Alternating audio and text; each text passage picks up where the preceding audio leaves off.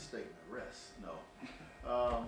You know, very very good week of rest, a week of preparation, getting well, and got a great opportunity to look at Alcorn this past weekend, and prepared to go into the Braves homecoming, and we know they play hard on the reservation, and we'll be ready for the test.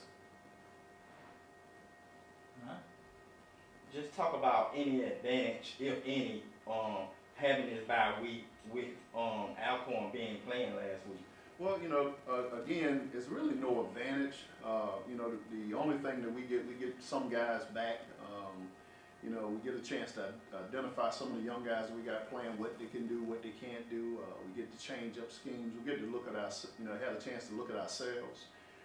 And going into Alcorn, quite naturally, you rested, but now you want to make sure that your timing is not off from the rest. So, you know, it's a win. It's a, you know, win. It could go either way, you know, when it comes to the rest. But we needed that break at that particular time, and I think it really helped our program.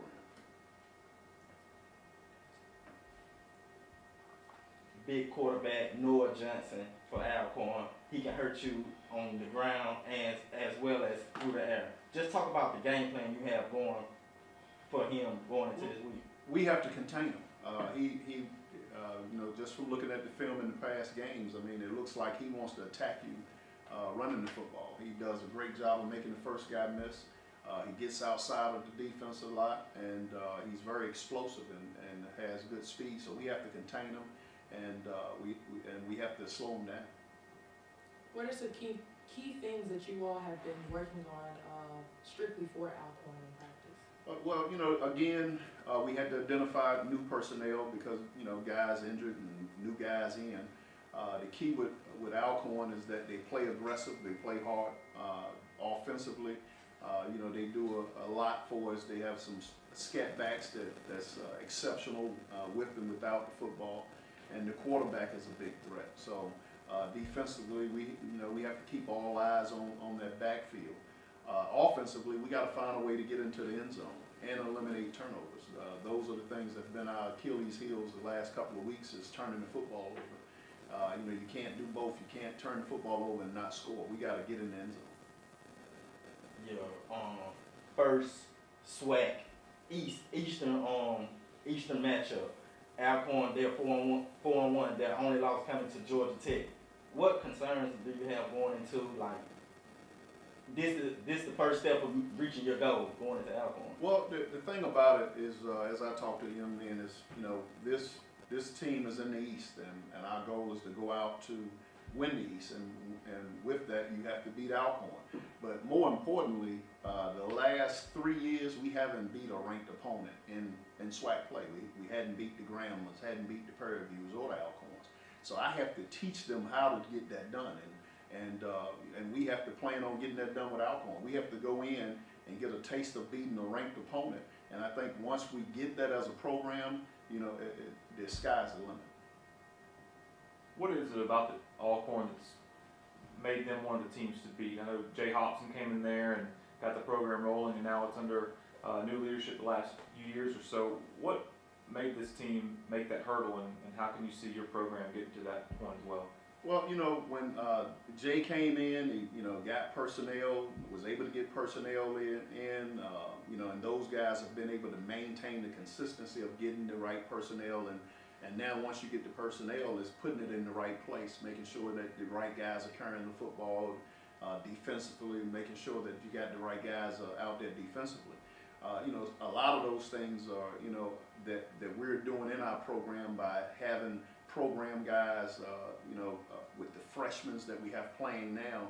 You know, the experience that they will get will end up being the ones that secure our program as we move forward. Have you seen growth this past off week and this week with the young guys? Yeah, a lot of growth.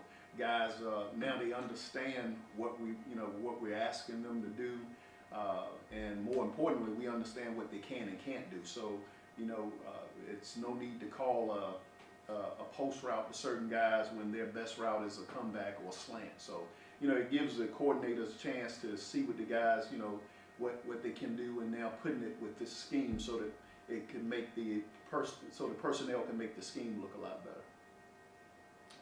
With the tedious travel schedule, you all won't be able to return home until November 6th.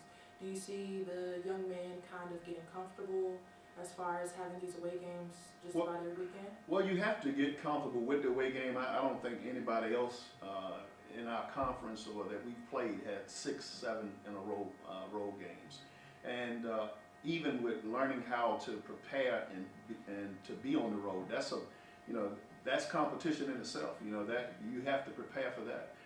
So and I think over the last 3 weeks, our young men have had the opportunity to prepare for that. That going into Alcorn, it's old head, as they say.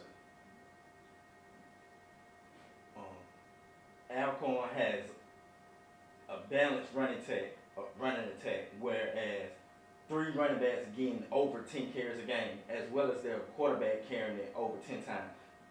What different schemes and tactics have you came up with to be able to answer to that? Well, I don't think it's so much of different schemes and tactics that we can discuss, but the key is that we have to make sure that we're accountable for the running back and the quarterback. So schematically, however you shape that out, is that we have to make sure that on every play we're tackling both guys, because they're running a triple option form, and we have to account for everything in that triple option.